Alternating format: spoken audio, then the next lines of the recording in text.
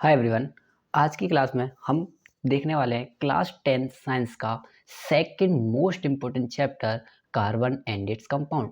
तो आज भी हम कुछ थोड़ी कम ही समय में मतलब 10 से 15 मिनट के अंदर इस चैप्टर को देख रहे होंगे और उम्मीद है आप सबने पहले ये चैप्टर अच्छे से डिटेल में पढ़ रखा होगा। चलो स्टार्ट करते हैं।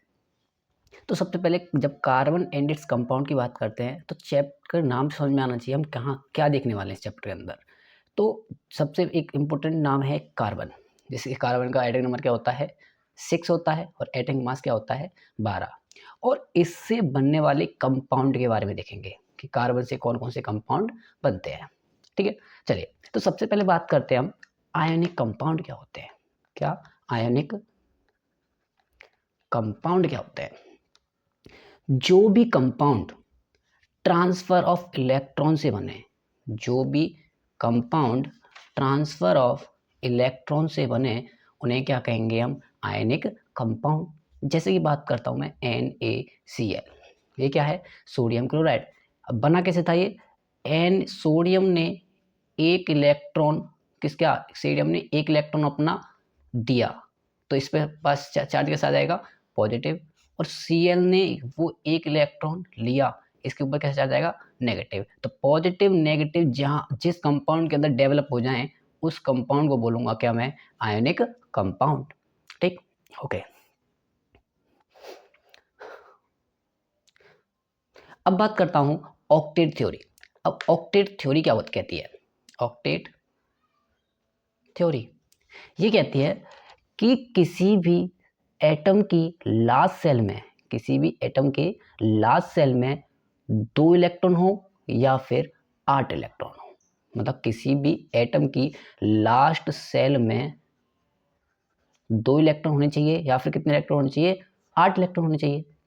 पर जब मैं कार्बन की बात करता हूँ, किसकी बात करता हूँ कार्बन की, कार्बन को जब मैं इलेक्ट्रॉनिक कॉन्फ़िगरेशन करूंगा तो पहले सेल में 2 और दूसरी सेल में कितने आएंगे 4 इलेक्ट्रॉन, क्योंकि इसका एटॉमिक नंबर कितना होता है 6। तो 2 4। अब ये लास्ट सेल में कितने इलेक्ट्रॉन 4, और होने कितने चाहिए या तो 8 इलेक्ट्रॉन होने चाहिए या फिर कितने इलेक्ट्रॉन होने चाहिए 2 इलेक्ट्रॉन होने चाहिए। तो उसके लिए क्या करेंगे हम या तो 4 इलेक्ट्रॉन लूज करेंगे या 4 इलेक्ट्रॉन गेन करेंगे। पर 4 इलेक्ट्रॉन लूज करने में और 4 इलेक्ट्रॉन गेन करने में एनर्जी जो होगी वो बहुत ही ज़्यादा रिक्वायर्ड होगी। Energy required is high. तो ऐसा हम नहीं कर सकते हैं। तो मतलब कार्बन ना इलेक्ट्रॉन देगा ना इलेक्ट्रॉन देगा, मतलब लेगा ना देगा। तो कार्बन करेगा क्या? तो कार्बन करेगा यहाँ पे क्या शेयरिंग। कार्बन क्या करेगा शेयरिंग। वो कहेगा दूसरे से कि मेरे 4 इलेक्ट्रॉन तू यूज़ कर ले और तेरे 4 इलेक्ट्रॉन मैं यूज़ कर लूँगा। और 4 इलेक्ट्रॉन इसके पास खुद है, दूसरे के शेयर कर लेगा तो कितने इलेक्ट्रॉन हो जाएंगे लास्ट सेल में 8 इलेक्ट्रॉन। तो जितने भी हमारे नॉन मेटल होते हैं, जितने भी नॉन मेटल होते हैं वो क्या करते हैं इलेक्ट्रॉन को शेयर करते हैं, इलेक्ट्रॉन को शेयर करते हैं। तो अभी हमने देखा क्या आयनिक कंपाउंड देखा था, इसमें हम इलेक्ट्रॉन को ट्रांसफर कर रहे थे। अभी मैंने क्या देखा हम इलेक्ट्रॉन को शेयरिंग कर रहे हैं। तो जो compound compound form by sharing of electron उन्हें क्या कहा जाता है कोवालेंट कंपाउंड। बात समझ में आई कि नहीं आई? और इन कोवलेंट कंपाउंड के बीच में जो बॉन्ड बॉन्ड जो होता है, जैसे कि बात करूं कार्बन एक हाइड्रोजन एक हाइड्रोजन एक हाइड्रोजन एक हाइड्रोजन। अब ये जो CH4 जो है ये कैसा है कोवलेंट कंपाउंड है, क्योंकि कार्बन ने अपने 4 इलेक्ट्रॉन तो इसके पास थे, इसने एक एक इलेक्ट्रॉन चारों का यूज़ किया मतलब शेयर करा, और इस हाइड्रोजन ने इनके एक एक इलेक्ट्रॉन को यूज़ किया। तो मतलब आपस में से शेयर करके बना है। तो कैसा कंपाउंड हो गया एक कोवलेंट कंपाउंड। तो इनके बीच में जो बॉन्ड है इस बॉन्ड का नाम क्या हो जाएगा covalent bond. Covalent the the bond which are formed by a covalent compound is called covalent bond हो जाएगा। सेम वे आयनिक कंपाउंड में जो बॉन्ड आता है उसे क्या बोलता हूं मैं आयोनिक आयनिक बॉन्ड। ओके चलिए नाउ अब बात करते हैं एलोट्रोपी की। एलोट्रोपी क्या होती है? ये जो है एटम्स होते हैं सेम एलिमेंट के, सेम एलिमेंट के, उनकी जो फिजिकल प्रॉपर्टी जो होती है वो होती है डिफरेंट, और जो केमिकल प्रॉपर्टी जो होती है वो होती है सेम। मतलब physically different, chemically similar is called allotropy. कहने का मतलब ये है कोई भी चीज़ बनी तो होगी वो किससे, मतलब सेम एलिमेंट से, पर जब उनकी मैं फिजिकल प्रॉपर्टी की बात करूँ वो डिफरेंट होगी, पर जो केमिकल प्रॉपर्टी है वो तो सेम होने वाली है क्योंकि वो सेम एलिमेंट है। अब सबसे पहले जब हम एलोट्रोपी की बात करेंगे वो करेंगे हम कार्बन की। तो कार्बन की जो एलोट्रोपी होती है वो 3, याद रखना है, कार्बन की एलोट्रोपी होती हैं 3। पहली है ग्रेफाइट, दूसरी है डायमंड, और तीसरी है फ्लोरीन। Graphite, diamond, fluorine. तो सबसे पहले बात करते हैं हम किसकी, ग्रेफाइट की। सबसे पहले बात करते हैं ग्रेफाइट की। अब ग्रेफाइट को देखो, याद रखना, जो हर एक जो कार्बन होगा, मतलब each carbon linked with 4 other का, sorry, linked with 3 other carbon, मतलब हर एक कार्बन 3 अलग अलग कार्बन से जुड़ा होगा। और कार्बन से मैक्सिमम कितने से जुड़ सकता है, 4 से, क्योंकि उसकी वैलेंस शेल में कितने इलेक्ट्रॉन, 4 इलेक्ट्रॉन, तो कितने से जुड़ सकता है, 4 से। तो यहाँ पे, और ग्रेफाइट के अंदर कितने से जुड़ेगा, लिंक करेगा 3 अदर कार्बन से, मतलब 1 इलेक्ट्रॉन यहाँ पे क्या रह जाएगा, लेफ्ट रह जाएगा। याद रखना, इसका बहुत बड़ा यूज होगा अभी आगे।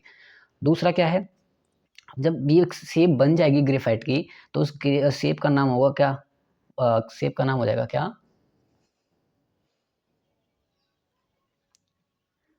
Hexagonal structure, hexagonal structure. और तीसरा क्या, ये क्या हो जाएगा, good conductor of electricity, good conductor of electricity. अब गुड कंडक्टर ऑफ इलेक्ट्रिसिटी क्यों हुआ, इलेक्ट्रिसिटी के लिए क्या चाहिए, फ्री इलेक्ट्रॉन। और यहाँ पे देखो ऊपर हर एक कार्बन में एक एक इलेक्ट्रॉन लेफ्ट रह रहा है जो कि फ्री है मूव करने के लिए। अगर इलेक्ट्रॉन फ्री है तो करंट पास होगा। तो ग्रेफाइट के बारे में 3 चीज़ याद रखनी है, हर एक कार्बन 3 अदर कार्बन एटम से लिंक रहेगा, हेक्सागोनल स्ट्रक्चर होगा, और गुड कंडक्टर ऑफ इलेक्ट्रिसिटी रहने वाली है। अब बात करते हैं किसकी, डायमंड की। डायमंड में अब यहाँ पे 3 कार्बन, तो कार्बन हर एक कार्बन एटम यहाँ पे कितने से जुड़ेगा, 4 अदर कार्बन से, 4 अदर कार्बन। तो मतलब no free electron, no free electron, क्योंकि 4 थे इसके पास, चारों ने बॉन्ड बना लिया, तो नो फ्री इलेक्ट्रॉन। शेप क्या हो जाएगी, नेटवर्क स्ट्रक्चर, मतलब एक जाल सा बन जाएगा।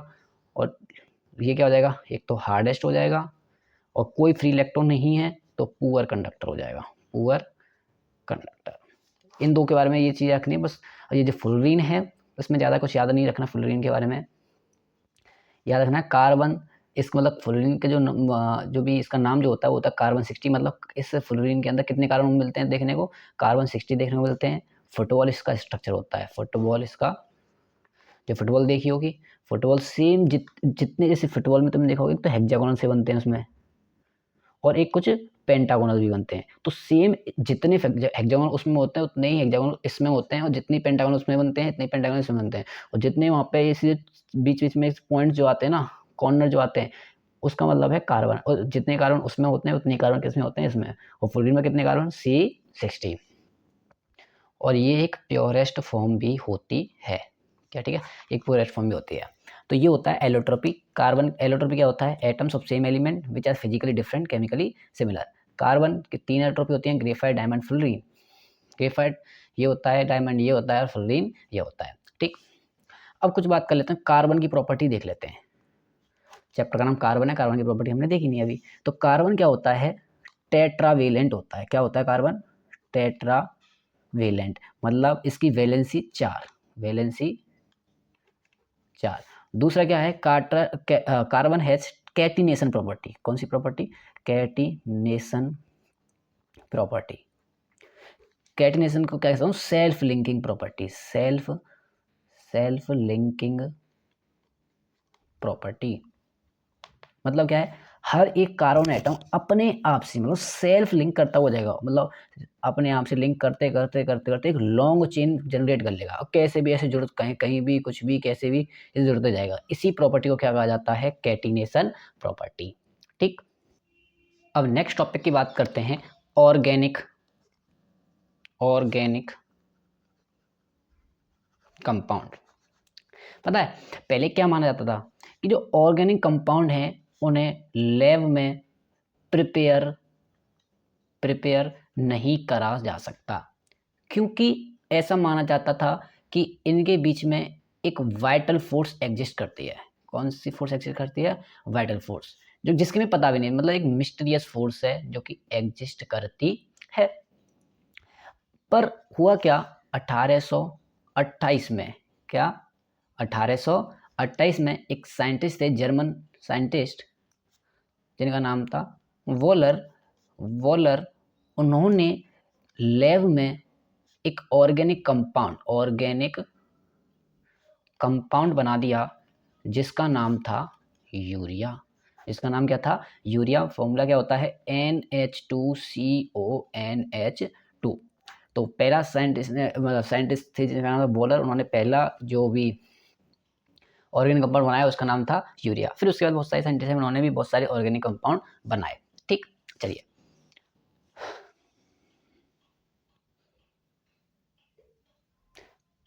अब बात करते हैं हाइड्रोकार्बन। अब नेक्स्ट टॉपिक जो आता है वो आता है क्या? हाइड्रोकार्बन। अब हाइड्रोकार्बन के बारे में तुम सब जानते हो।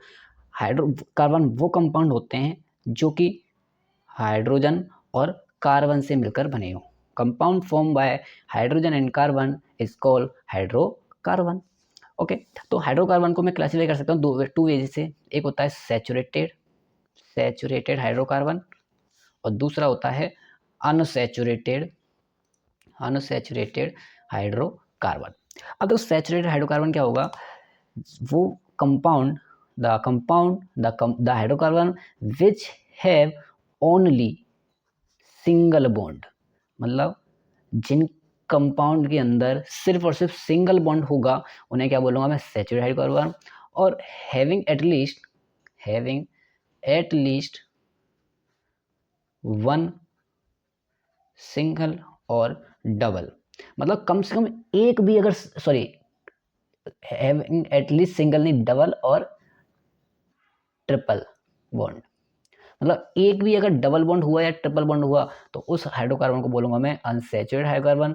और सारे सिंगल बॉन्ड, सिर्फ ओनली सिंगल बॉन्ड होंगे, उसे बोलूंगा मैं सैचुरेटेड हाइड्रोकार्बन। अब सैचुरेटेड हाइड्रोकार्बन को अगर और क्लासीफाई करूं तो ये बन जाएगा एल्केन, और ये हो जाएगा अल्कीन और अल्काइन।